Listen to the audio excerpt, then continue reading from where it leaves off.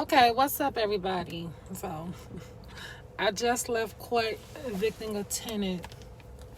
When I say it was the worst experience ever, but I'm glad he's out. So, Chicago done changed the laws, so even when it's snow on the ground, you don't pay your rent, you still can go. This is the most stressful process, so I'm gonna start doing scenario videos on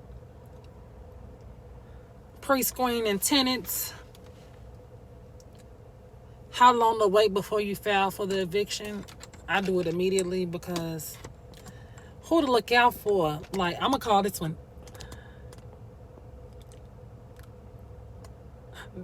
the who not to rent to. That's what it's gonna be called. Who not to rent to. So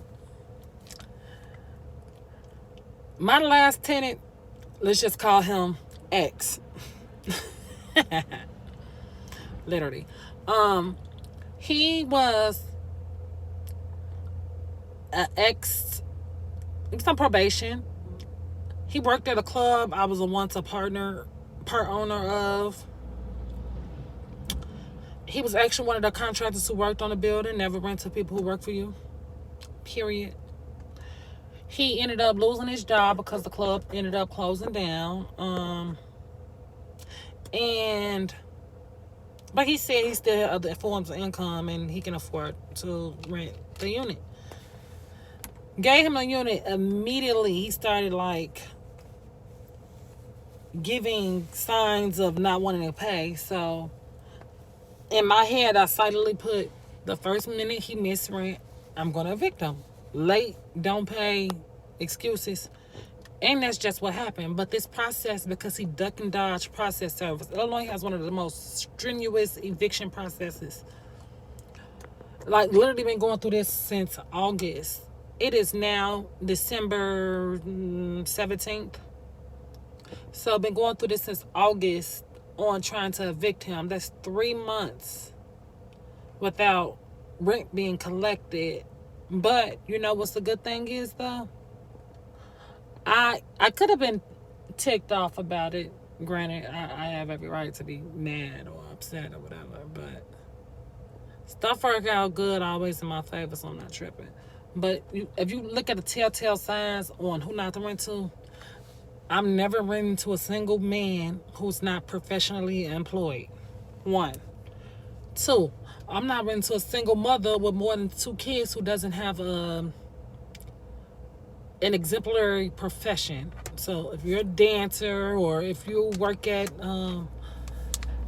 McDonald's, no offense, or whatever, you're not going to be my first ideal tenant. I don't even care if you're a manager. Because the likelihood if you have one emergency, you won't be able to sustain paying your rent. The next thing I'm going to look for is, I'm going to make sure people just not running past my house. Why did you leave your last place? What was the situation?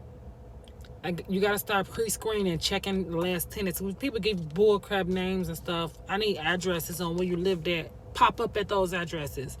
Ask the landlord, do your due diligence. I didn't do this, so I'm speaking on what to do because I did the wrong thing. I let him get the place because he worked on the place. He was working for me at the time. So I'm like, okay, you can pay out of your way. Yeah, it didn't work. So learn from my mistakes. Don't think people are going to treat your house like you treat your house. Like, he can buy all the weed in the world, but you couldn't pay your bills. Then his excuse was, I have 4 kids. Can I get till on the 15th? And that's what he told the judge. You came in an apartment saying you had 2 kids. Excuse my nails, but I broke 2 nails messing with my dogs. I should get them fixed before I go mess with them. Came in an apartment saying you had 2 kids, which was fine with me because your income to kid ratio panned out. Now it's 4. Like, the stories was unmanageable. So I just say be mindful on what people do, how people move, and what people say, and check background, jail records, all that stuff. Check, because that's something I did not do. Then you gotta check out for the contractors, because there's some shady ones out here too. I'm gonna do another pack. I'm gonna do another little video on shady contractors, because my first set of contractors, I can open up my garage now. I probably have like $10,000 worth of material in my garage left over. They will do it to you. So landlords beware, especially women. Women, we get the best prices and the worst results. Women, black women, color women,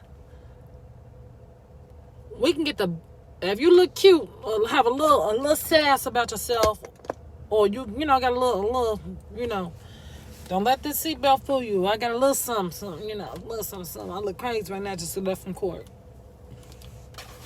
Got the court file right here. But women, we can get the best prices, the worst results. So you have to literally be on your contract. You have to have a step-by-step chart. Check off, is this done? Is this done? Make people hold their feet to the fire. Don't prepay people. Don't trust people's words. Don't give them any leeway for bullcrap, because if you give somebody an inch, they'll take a mile. I'm not talking about a yard. They will take a mile. So you have to do your due diligence, and when you find good workers, you keep them working. Like, period. Because a lot of the stuff I went through, had I knew what I knew now, I wouldn't have went through it. Or if I did go through it, I would know how to deal with it more quickly, so I don't have to go through it again. So, you know, bull crap is expected but not accepted. So, you know, toodles, ta-ta. Me and my cousin are going to start coming on here, and we're going to be giving y'all things black people should know doing certain businesses. How to save money. How to actually move in a way that's beneficial to you. And I'm going to start breaking down my most favorite YouTuber videos. And the only reason I say he's my favorite is because this man that made me so much money this year. I've never thought I was let that come out. I take people advice when it makes sense. If it makes sense, I'll take your advice. So I'm going to make the next video about him. So let's do that. Ta-ta, as my nieces say. That means bye-bye. Ta-ta.